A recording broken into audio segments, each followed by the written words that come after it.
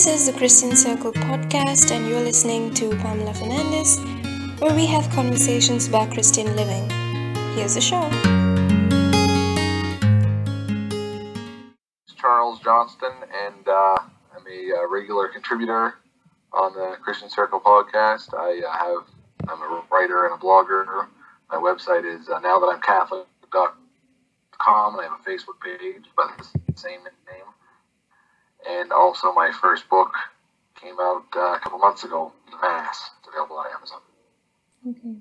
So, who are we talking about today? Today we're going to be talking about Pope St. John Paul II. And you're a big fan of his, right? Yeah, I'm a pretty big fan. I think I say that about all the saints we talk about. But so far we haven't talked about, I guess I could say I'm a fan of all saints, Okay. But yeah, John Paul II really, because I've only been Catholic now officially for a few years. But I've been Catholic for a lot longer than that. It took me a long time to really study my way into the church, and I resisted as much as I could, but I eventually just kind of gave in. But really, he was a pope when I was growing up. He was pope since 78. I think it was 77 or 78. And I was born in the 80s. So, he was the pope all the way from the time before I was born, just how many years ago? 10 years ago? I don't know. I guess a little longer than that. 13, 14 years ago when he died. So, he was, most of my life, he was the pope. Yeah. So it was kind of like a steady hand at the head of the ship, Yeah. And I think he when he became Pope, the church was at I think the stage where a lot of changes were needed, a lot of changes were happening. There was a bit of turmoil, right? Yeah. Well, if you think about it too, the Iron Curtain was across Europe. Yes. Yeah. And half of Europe's Catholics were behind the Iron Curtain. Yeah. And just humanity itself, even though, some of the nations on the other side weren't Catholic nations, they were still humans, Yeah. and like the Russians and everything, they were all being oppressed, and because Karol Wojtyła, John Paul II, because he knew oppression firsthand, and he knew what it was like to be oppressed, so he really identified with the oppressed peoples of Eastern Europe, him, being Eastern European himself, being a Pole, and so it was really, it was a very tumultuous time, not just in the church, but in the world, too. It was the height of the Cold War. And that's when he came along, the right guy for the job at the time. For the job, yeah, that's true. Yeah. And he's come from a background which I think reminds me a lot of Saint Therese of Lisieux, because like her, he loses his mother very, very early.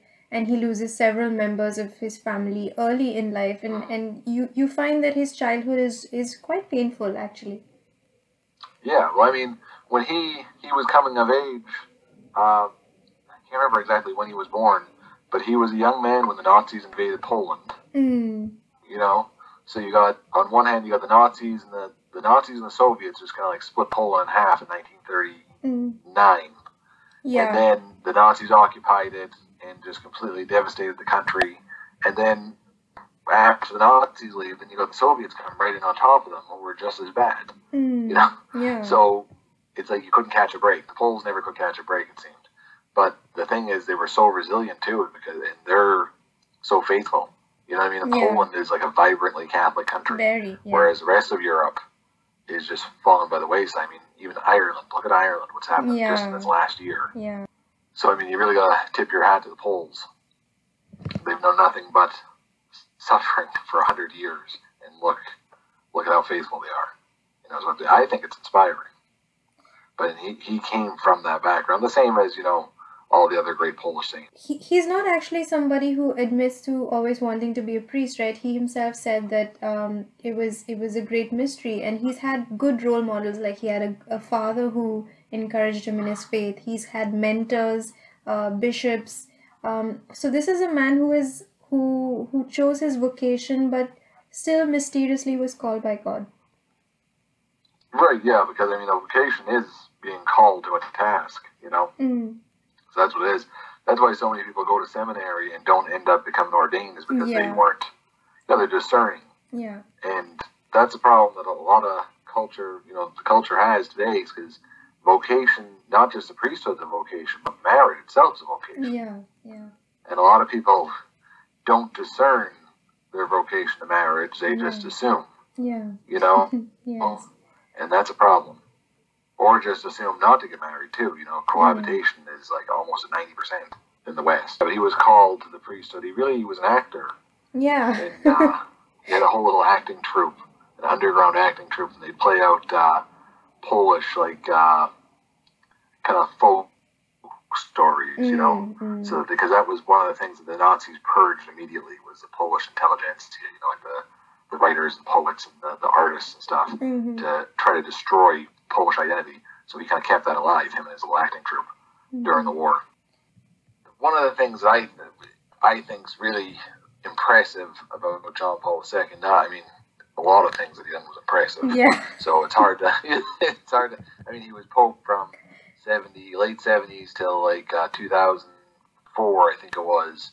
So he had one of the longest reigns as Pope. Yeah. He visited the most countries. He was extremely well traveled. He went all over the world, seeing people, visiting people, making pastoral visits. He came to America a few times. Yeah. But one of the things that I think was so impressive was he really spoke to the dignity of the human person, because he had seen, Nazism and communism up close, because he had kind of lived through that system. He knew exactly what the people were going through. So when he spoke about it, it wasn't just someone saying "Oh, we're with you in heart and soul." It was really heartfelt. Yeah. People knew that he knew what they were experiencing. He really inspired the Solidarity movement that eventually brought the downfall of communism in Poland, which then spread. It was like a domino effect. Yeah, yeah. I actually heard a story when he went back to Poland in 1978. When he first became Pope, he went back to Poland, and they didn't want to let him come. But they knew that if they said no, because he made it pretty public that he wanted to visit his home country. Yeah. They knew that they've got millions of Catholic Poles that would probably just burn the country to the ground if they said, no, we're not going to let the first Polish Pope come back and visit. So they let him come back and visit, and I heard a story that there was a KGB agent that was there at the airport when he landed, and millions of people came out to see him. And he wired back to Moscow and said, we've lost. Okay. Just right there, he knew that this was the beginning of the end. The beginning of the beginning of the end. Because it was another 12 years until the end of the Soviet Union. But just that, without firing a single shot, John Paul II brought down this, empire that had, enslaved so many people from, Berlin all the way to the North Pacific. All of Northern Asia, Eastern Europe, all of that was all controlled by the Soviet Union, which was officially an atheistic state. They were hostile to God, And there's actually evidence that when he was shot in St. Peter's Square, the man that shot him was put up to it by the KGB. Ooh, okay. Because he was such a threat to their system, basically. And that he could bring down that without starting a war, without killing a single person, and by even forgiving the man who tried to assassinate him. He went to his jail cell and forgave him. Yeah. Just by showing that the love of God and the dignity of the human person, every person deserves to be treated as a human being. He changed world history. And I think that's amazing. And it's a good lesson for, I think, people of our times right now, because we are now we all want to be activists and radicals, but quite frankly, with just prayer and being a good person, you can probably win a lot of battles, right? Right, yeah. He won more of the... Stalin famously said, how many battalions does the Pope have? Obviously, he doesn't have any battalions. I think he's got a couple hundred Swiss Guard. They ain't going to be doing much. But he's got 1.2 billion people, Yeah. That's his army. And we might not all be armed, and we might not be marching anywhere, but we're all praying, hopefully. That's the hope, But if 1.2 billion Catholics got together and prayed for something, really imagine what could be done. Yeah. Yeah. That would be unbelievable. Yeah, the March for Life's coming up. Yeah. Are you going? This week? No, I'm not going. I'd love to go, but I used to live in D.C. and so Oh, I don't know okay. why I never go when I lived there. Now that I don't live there, now I want to go, but Yeah, it's too far, it's you too know. far. Yeah. But yeah, that's coming up. I have a lot of friends that are going though, Okay. and it's coming up soon. And if all the Catholics just in America Yeah. would get together behind that cause, you know, Yeah. prayer does change things. Prayer is powerful, and I think a lot of people that kind of like in the modern mindset, there's a lot of Catholics and a lot of Christians in general that think like prayer, like, oh, what about prayer? Why pray? Prayer can change things. Yeah. Prayer is powerful. Yeah. I mean, God knows what we want before we even ask it. But just like a child, when my kids come to me and say, Dad, will you get me this? I know they need food. Yeah. It's a basic human need. You know what I mean? Yeah. But when they come and they ask me for food, and I'm like, oh, yeah, they're hungry. I'm going to give them food. Not that God forgets that we're hungry. Yeah. But I mean, God wants us to come to Him as a child and ask Him for what we need. And really, the protection of human life is a pretty big need. Yeah. So I think we should all join together and pray for that. If we're not there in person, we should at least be there in spirit at the March for Life. Yeah. And I think it was John Paul who said, right, give me, I think, 1 million people saying the rosary every day and we can win anything. Yeah. Yeah, that's his battalions right there. Yeah. The Armory of the Rosary. And he was quite devoted to Mary, right? In fact, a lot of people credit his the failed assassination to her. I mean, he practically said she saved his life. His Episcopal motto was "Totus tuus," and also I think it was the assassination attempt on him was the Feast of Our Lady of Fatima. Yeah, something like that. It was a Marian feast day. Yeah.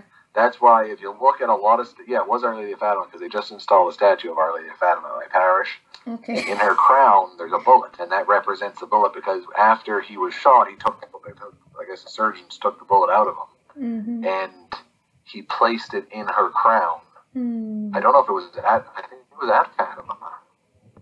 I think he went to Fatima and placed it in her crown. Okay. And that's why, because that was my parish priest said, you'll notice there's a bullet in her crown. I was like, yeah, there is. What's up with that?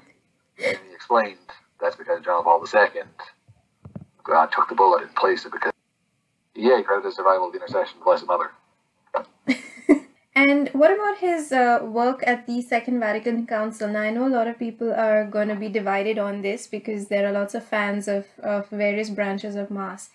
But he was quite active in pushing for the Second Vatican Council and the reformation of the Church. Yeah, well, if you actually read the documents of the Second Vatican Council, it doesn't really, Latin was still supposed to have a place of honor in the liturgy, and Gregorian chant was, it's kind of like if you read the council documents and then you look, because like I said, I was born in 84, so I have no first-hand knowledge of what was going on in the 70s.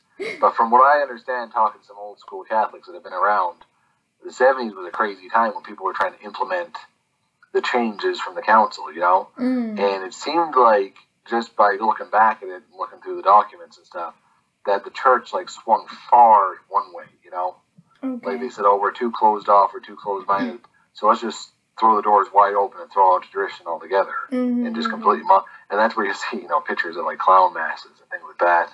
Oh, okay. I didn't know that's about just, there was some crazy stuff going on. And, and it just, the pendulum swung all the way to the left. Well, then people try to come around and start correcting it, and that's where you have, the Society of St. Pius X, where they kind of go into a state of schism from ordaining bishops without permission of Rome. They're not technically in a state of schism. They're in what's an irregular state, they call it. But they're still not completely in communion with Rome. They still reject the Second Vatican Council, so they're not, they're still kind of out there on the fringe. But they swung back hard the other way, kind of a reactionary thing. There's a revolution, and then there's always a reaction to the revolution. Yeah. And so I think by reading the documents of the council, because I'm a very traditional person myself, if you read the documents of the council, it really isn't what happened in the 70s. That can't be blamed on the council itself, That was kind of just wild and crazy times. People just kind of ran with it. It's like when a court decision comes out that's completely off the wall, and they're reading the same document as another court that just ruled on, the other way. And you're like, how is both these courts ruling on the Constitution, Yeah. But that's the way, just it went one way and then it come back.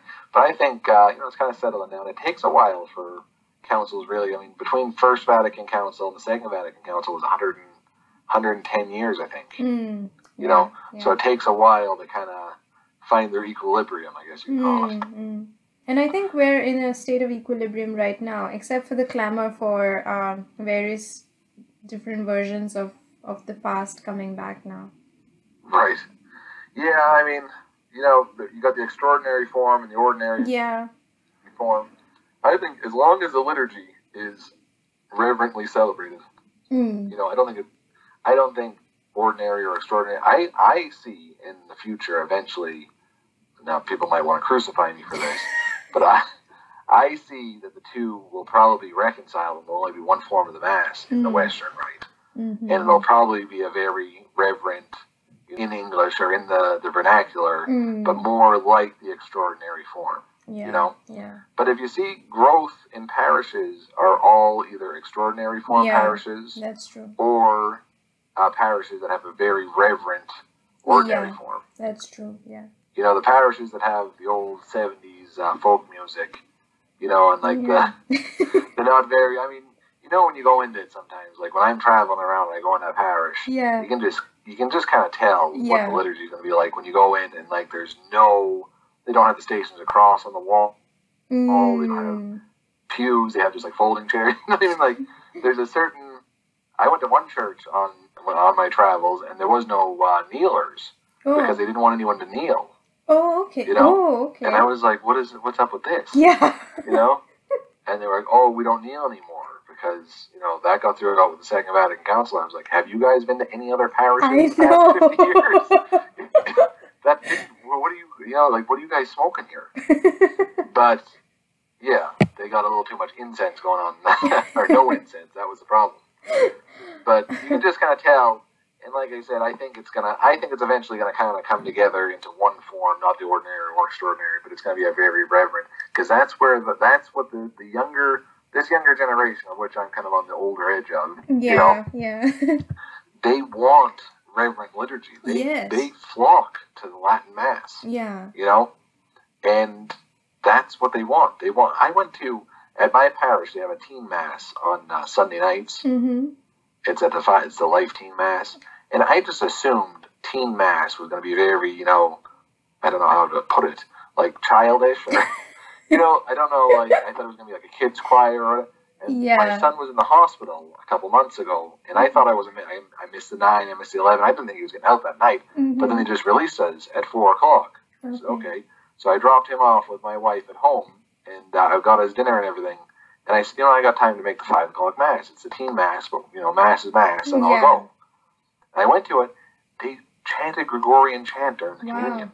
Like, that was the communion song, was the Pange Lingua. Okay, wow. and the entrance hymn was, I can't even remember what the entrance hymn was, Sub Alter Dei, let's go to the altar of God in Latin. Wow. And I was like, wow, I was shocked. Then I felt bad for prejudging them, that I thought it was going to be, like someone sitting with a guitar on a campfire singing songs.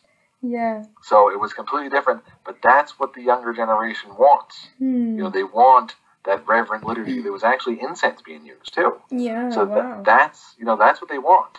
And so eventually, that's where hopefully people in the hierarchy will see this is where the growth. If we make ourselves like the world and we make our liturgy just like anything else that you can get anywhere else, well then why be Catholic? Yeah. If you downplay the real presence of the Eucharist, if you downplay any difference of Catholic versus any other kind of Christianity, if you downplay the liturgy to where it's just like a campfire meeting, then why be Catholic? Yeah. We have something special. Yeah. Emphasize that. But I mean, I guess we've gone completely off topic, but I'm very passionate about the liturgy. Yeah, I can tell. But it's a good thing because, like you were saying, you visit a parish, you can tell the Spirit is moving there. And that's, in a way, all of this liturgy is all part of the new evangelization that John Paul was talking about, right? He wanted us to get into the act of evangelizing. We're not going to be just ordinary people sitting in our pews doing nothing anymore. Right, and the new evangelization is basically re-evangelizing places that have already been evangelized. Yeah, you know, that's true. Like that's what who needs a new evangelization the most is these, supposedly Christian nations. Yeah, yeah. You know, like Ireland and like America. Yeah. You know, the mission territories of the past few hundred years are now sending us priests. That's true. In the way, I mean, I think it's amazing. My parish priests are from an order called the Apostles of Jesus. Yeah. And they were founded in Africa, whatever it was, like 100 years, not 100 years ago, like 50 years ago, 1960 something. Okay. And Kenya, Uganda, and Tanzania is the three countries that my three priests are from. And those were mission territories. You know what I mean? Like we were sending Irish priests to Uganda 100 years ago. Yeah, that's true. To evangelize the Ugandans, you know? And now they're sending us priests. And I think it's terrific. Yeah. It's sad that they have to. Yeah. You know, it's sad that we need priests from other nations to come and re-evangelize us because we've lost so touch with, with the foundation of Western society is built on Christian values. Yeah, that's true. Yeah. So it's sad that we have to be re-evangelized, but I think it's great. I think it's a good kick in the rear end. Like, look, guys, there's all kinds of the past couple of priests that have been in my parish too. I've been from Burma, and there was a priest from India, and then we've got priests from Africa. I mean, this is, come on now. We're a nation of 300 million people. We need to start sending priests out. Yeah, yeah. We need to be a net exporter, not importer for priests. I think even in our parish, we have one Filipino, we have one Sri Lankan, and then we have one Greek, and the neighboring parish has got 3 Colombian priests. So we're actually all... In New York? Yeah, in New York. Well, see, when I was growing up in New York, every priest was Irish or Italian. That's true, yeah. That was the way it was. I mean, all priests had an Irish accent. And it was kind of like a movie stereotype. The New York priest comes in to the fire department. He's like the chaplain at the fire department. He's got an eye straight from Dublin. But that was reality. Yeah. Yeah. It wasn't all of them, but I mean, it was a lot. It was a good chunk of them. Yeah. And now, it's, I think in Ireland, the parishes are staffed by, not by Irish priests, And that's the sad thing, too, is that small island, it's only got however many, 5 million people live in Ireland. It's not that many. Yeah. And they would send missionaries all around the world. Yeah. And now it's contracted so bad there that, they legalized abortion this year. Yeah. And then within the same year, now they have taxpayer funding for abortion. Yeah. It's like just completely... Oh, yeah. Completely It's terrible. Yeah. In a way, if you look at it, this 100-year reversal of where the church is spreading, it also shows the growth, the birth, the life cycle of the church, right? We're evolving, we're changing, we're helping each other out, and that's how the church is supposed to function. Wherever it shows the universality of yes. the church is Catholic. Yeah. The church is as much, the Catholic Church is as much Catholic in Uganda as it is in New York City. Yeah. Or in Mumbai or in Mexico City. It's the same. And I really do think that is one of the strongest, the 4 marks of the church, one holy Catholic and apostolic church. Yeah. The Catholicity of the church is extremely important because, if you go around America, a lot of churches are very either racially segregated and not like they don't allow black members or they don't allow white members, but it's just kind of like, that's the black church over there, and that's the white church. Yeah, and then there's it's also segregated along economic lines too. There's the rich, the rich folks go over there, and this is kind of a poor church over here. But the Catholic Church, you walk into the Catholic Church in any parish in America, and you're just as likely to see anyone of any ethnicity, of anyone, of any economic strata. Correct. You're just as likely to sit next to a millionaire, the gardener. Yeah. All of that all together. And it's all because we're all called to the same, Christ calls everyone. Yeah. So I really think that the segregation of the churches really, I think it's a terrible thing. And even in Eastern Europe, where the Orthodoxy, because the Orthodox churches are, there are kind of our brother churches. They're apostolic too when they trace their lineage back to the apostles, and they have apostolic succession too through their bishops. But they're very ethnocentric. You got the Bulgarian Orthodox Church, and you have the Greek Orthodox. They're very nationalistic. Yeah. And that's really, I think, a black mark against Orthodoxy too, is they're not united the same way that the Catholic Church is. Yes, yeah. And we're dynamic at the same time, like, I think it's the fruit of the Spirit, but then we're the same, in a way. Yeah. So, apart from this, John Paul also had a very good relationship with Mother Teresa. I think we're going to be doing one episode on her. What was their equation like? Because they were both, I think, at this contemporaries, as well as spearheading change in a number of areas together. Mm-hmm. Yeah, she started her mission long before he came on the scene. But I mean, she was just like John Paul II. I mean, he had the longest pontificate. She had a very long run in Calcutta. Yeah. It was like 50 years she was there, right? Yeah. Yeah, they were. There's a picture I love of them walking together, and they're both very elderly. They're old men. It's like, wow. That's just, look at the holiness here. Yeah. Yeah. But yeah, they were good friends, and very similar spirituality too. Very devout prayer life.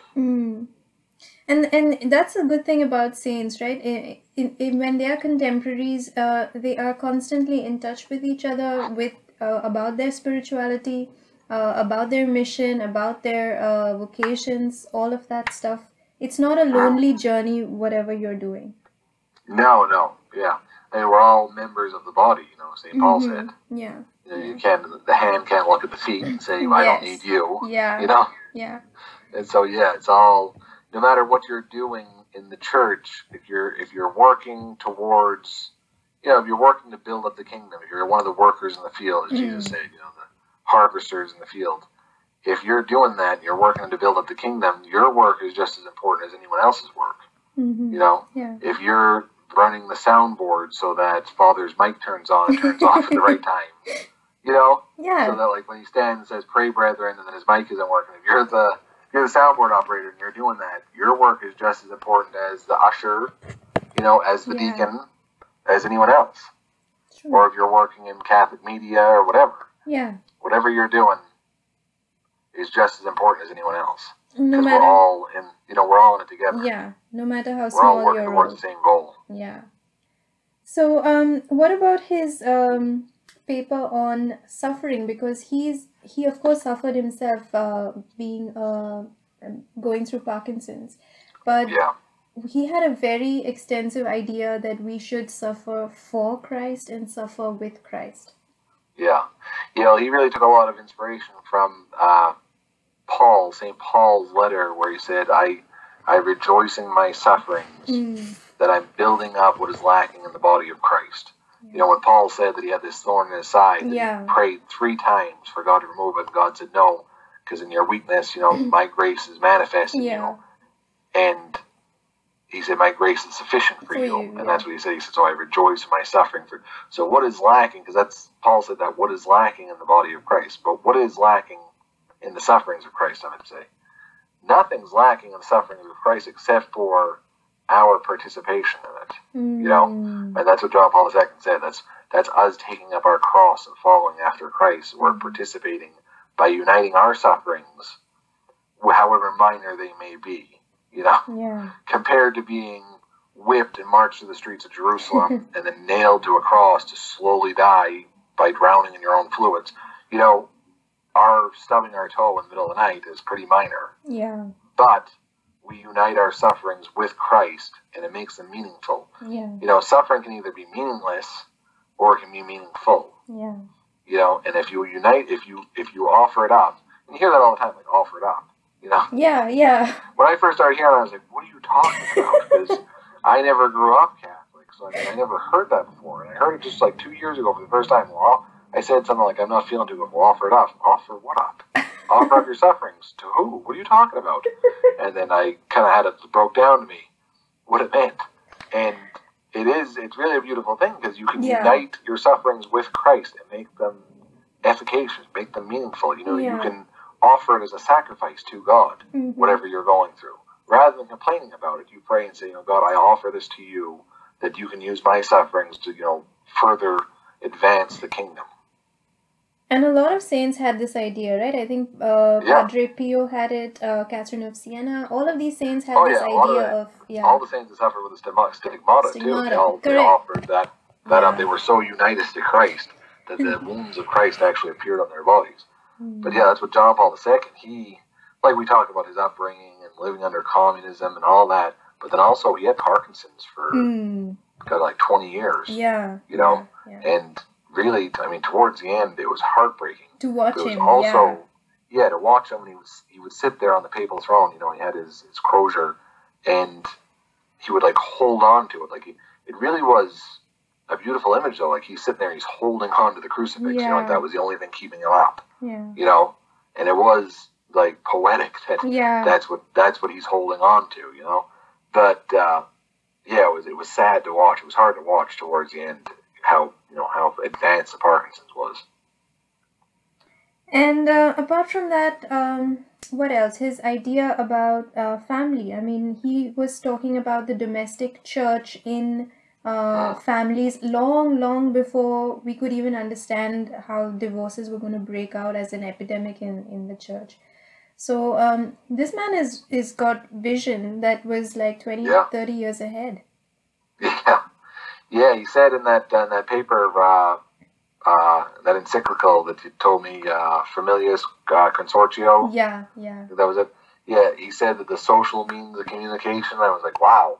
He said social media back back in 1981.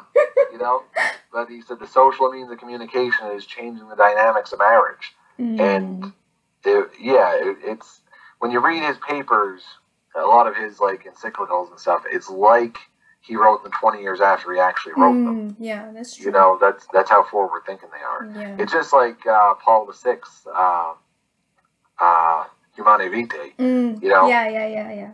That everything that he said was going to come to fruition in Humane Vitae. Yeah. And that was, how long ago was that? Was that 50 years ago now? I think it was. More than that, I think. Yeah. So that was, he wrote Humane Vitae 55 years ago. It might have been 63 he wrote it in. And now all what he said was going to come true. Come true. Yeah. It's like we're reaping the fruits of this, you know, the seeds that was planted during the Cultural Revolution of the 60s. Yeah. You know? Yeah. We're reaping the harvest now. But that's the same with John Paul II. That was that encyclical he wrote in 1981. And now look at, I mean, you know, just the families. That family is the bedrock of society. It really is. Because before there was the people of God in the church, or the people of God as in Israel, you know, the first covenant, before God made a covenant with Moses, before he made it with Noah, before he made it with Adam and Eve. There was a covenant with Adam. And Adam and Eve was the first family. Yeah. You know, the family was literally, it's at the very beginning of the Bible is the family. Yeah. And that's the foundation of everything is built on it. That's why the family is called the domestic church. Yeah. You know, it's everything's built on the family. And that's why oppressive governments, you know, whether they're communist or whatever, they attack the church and they attack the family. The family, yeah. Yeah, you know, that's why they do it, is because if you don't have the church, you don't have the family, well, then you have to look to the state for structure and for guidance. And that's why they know what they're doing. Yeah. And that's what John Paul II was saying, is that the family is so important, because if the family is strong and the church is strong, society will be so much the better. Yeah. You know, but look at the problems we see in society, and a lot of it stems from breakdowns of the family and people leaving church. Yeah. Most of these papers that he's written, you can tell that they've been inspired. I mean, this is not just the man talking, but this is basically really something that is spiritually inherent, that comes through the spirit. And then it's a lesson for us, even as our current popes write, that they are looking at the future that we don't see yet. Right. Yeah, it's like they're looking off beyond the horizon. Yeah. Yeah. That's my favorite John Paul II encyclical is Ratio et Fides. Okay. You know, faith and reason. Okay. And it really, because a lot of people say, like, well, science versus faith, like they're two diametrically opposed things, but some of the greatest scientists in history were Catholics. We're Catholics, You know? yeah. Yeah. I mean, George Lemaitre discovered the Big Bang. Yeah. So a lot of great scientists were Catholics, and faith and reason aren't, they aren't opposed to each other. Like, like the new atheist would make you believe. Yeah. And they say things like, well, who created God? And they think they really got you, like that's a real gotcha moment.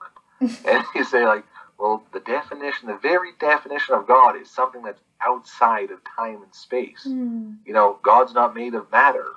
That's what you're not getting here. Like that's the whole thing is God's outside of matter. God's a necessary being, not a contingent being. But it's like people just discarded philosophy, altogether. And it's like scientism has become a religion. Yeah. And so I think ratio et fides is really, if you're going to combat the new atheism, like Dawkins and Hitchens and all them guys, if you're going to try to enter into that battle, you need to read ratio et fides. In fact, we were in Prague for Christmas, and they have like 80 churches in Prague alone, but they are a country which has the highest number of atheists. And Jedis, right? You know what Jedis are, like from Star Wars? Yeah, that has been identified as a main religion in Czech Republic. And really? So much so that they've actually erected a statue of the Dark Lord or the Dark Knight. I have not watched Star Wars, but the Dark something, Right. And his statue has been put at the National Museum. Gosh. Yeah, it's crazy, but this is how society is changing, unfortunately. And see, the thing is, atheism isn't the natural state of humanity. Yeah. It isn't like before Christianity came along, everyone was atheist. Everyone throughout history has worshipped something. Yeah, that's true. And if you're not worshiping God, you're going to worship false gods, as in paganism, or you're going to worship yourself. Yeah. And that's what really, a lot of these atheists aren't really atheists. They've made themselves into gods. Yeah. I don't know what you call that. Egoists. I don't know what you call a self-worshipper, but that's what they've become. Or they worship science. And like I said, I'm not opposed to science at all. I think science is great. But when you make science the highest, above reason and above philosophy, and you make anything has to be proven by the scientific method, but you aren't applying the scientific method to your own principles there. You're saying it has to be proved. Well, God's outside of matter. Well, how can you prove? It's a philosophical argument. Yeah. The existence of God. It's not a scientific argument. You can't measure it. You can't measure something that's not made of matter. Yeah. And so they've created this whole new religion of doubt, basically. They worship doubt. But you're going to worship something. Yeah. And if it isn't God, it's going to be something else. You're going to make something into a God. And that's just the natural state of humankind. I mean, ever since, go all the way back to the cave drawings. It wasn't cavemen sitting around wondering how they made themselves out of the mud. Yeah. They thought something made them, but they were right. So, all of these things about John Paul II, what is it that we can practically do as Christians to imitate him or to take his advice and make it our own? Prayer. I mean, he was a very, very devout. He had a very devout prayer life. Yeah. Like you said, he was very devoted to the Rosary. Yeah. He actually was extremely devoted to the Chapel of Divine Mercy, too. Yes. He was the one that had that, because it was a bad translational error in like the 70s or 60s. He was the one that's got that all sorted out. Yeah. And so he was a big devotee, I guess you'd say, of St. Faustina. And Divine Mercy. Yeah. So I think if you want to imitate John Paul II, I think the biggest thing would be to pray more, Yeah. And that's a thing that we all could, if you're praying for 5 minutes a day, pray for 6. If you're praying for 2 hours a day, pray for 3. Whatever your prayer life is, you can always, crank it up a little bit more. Yeah. And I think he proved that because he was the Pope, the leader of 1.2 billion Catholics, and he had time to pray a lot. Yeah. You don't find time to pray. I can't remember who said this. You don't find time to pray, you make time to pray. It's a very important distinction. Especially if you're busy, you do it more. Yeah, especially if you're busy, yeah. because I heard someone told me, I can't remember who it was, again, an unsourced quote, but said, don't, instead of saying, it was like a New Year's resolution thing, instead of saying I don't have time for that, say that's not important to me. You know, and so if you say that, like if someone says like have you prayed today, have you read the Bible today, don't say I don't have time for that, say that's not important to me. Yeah. Because if you don't make time to do it, it really isn't important to you. Yeah.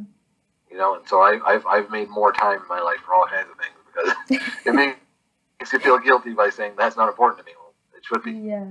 Yeah. Well, and it's a good thing that you start off in January. At least making the resolution to pray more, so that the rest of the year you actually do make some time somewhere to pray, whatever form it may be, whether it's mass, whether it's a holy hour, whether it's the rosary, whether it's the Bible, whatever. Mm-hmm. Yeah, because a Christian that doesn't pray is like a bird without wings. That's when I was in RCIA, one of the team leaders said, like, how do you pray? I was like, of course I pray. You know, I'm a Christian, ain't I? But then I started thinking about it, and I said, like, on a regular basis, do I? No. I pray if I'm at the hospital, or, you know, if you see the lights go on behind you and you were going a little too fast in the freeway, you pray then. You pray when your heart starts fluttering weird, and you think, like, oh, gosh, I'm taking a heart attack. You know, there are certain times, turbulence on a plane, there were certain times I prayed. But did I regularly pray? No, I didn't. And then I felt so convicted, like, how... I'm going through all this. I'm going through RCIA. I'm going to become Catholic, but I don't pray. So what sense is all this? You know. So I started praying, actually regularly praying, and it really has. It's changed my life. Yeah. And there's this thing, right, about two things actually. One is that you seek first the kingdom of God, and everything will be added. And the second thing is that God wants us to be either hot or cold, and not lukewarm. Right. So you either burn. Or you leave. Well, because the reason I never did really understand that. You know, like, why wouldn't you want to be lukewarm? It's better than being cold. Yeah. The hardest people in the world to evangelize are people who think they're okay, but they're not okay. Yeah. You know, like the person's like, yeah, I go to church, you know, once, whenever I get a chance, and you don't. I'm spiritual, but I'm not religious. I like to tell them, well, so is Lucifer. Yeah. You know? Yeah. He's spiritual, but not religious, too. Yeah. But, like, people like that are... I know, because I was that person. For most of my life, I was the lukewarm Christian. It's extremely hard to reach some people because they think that they're okay. Like, who was it? Antioch Epiphanes was dying in 2nd Maccabees. He's laying there dying, and he's saying, you know, I was an all right guy, and I didn't do too bad of things, and people's going to miss me. And he's kind of like going over his life. Yeah. And if you just read that one chapter, you think, well, this wasn't a bad guy. In the previous chapter, he had an entire family put to death by horrible means because they wouldn't worship him as a god. So he was a terrible guy. But he just thought he was an all right guy. And that's what a lot of us delude ourselves into thinking that, you know, we're not rapists or murderers. Like, that's the measure of being a good person. Yeah. You know? And not that being a good person even gets you anywhere anyway, because we're not Pelagius. Yeah. You know? It isn't us that does it. It's God's grace that does it. Yeah. And so you can be the best person in the world and still miss heaven by a mile. Yeah. Because you didn't do the will of God. You didn't cooperate with God's grace. You didn't repent. You know? You didn't seek out God. You didn't turn to Him. I think I think it was Screwtape Letters that Satan is actually training Screwtape and saying, just keep these people lukewarm and you'll have done your job. And it's quite clear. Yeah. Yeah, because it's 100%.